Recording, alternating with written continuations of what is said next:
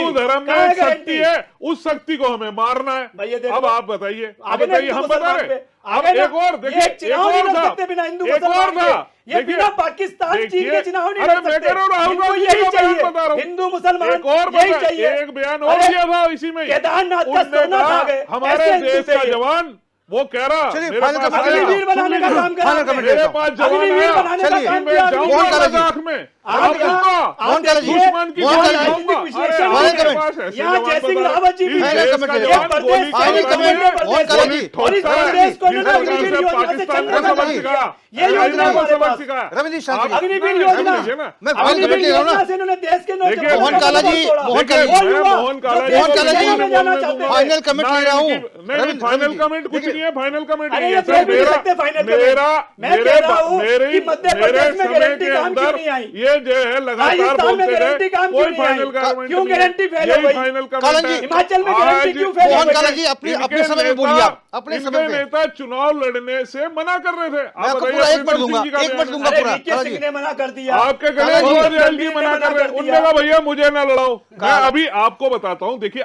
2 दिन पहले एक हिंदी समाचार पत्र में एक कार्टून छपा था। उसमें एक 2 व्यक्ति नेता की पोशाक में खड़े, कार्टून है, तो उसे ऐसे एक कागज ले रखा, तो कहता हाँ मजा आ गया, मेरा नाम नहीं आया। कि उन्होंने कहा भाई कि नाम, उन्होंने कहा मुझे टिकट नहीं मिला कांग्रेस का।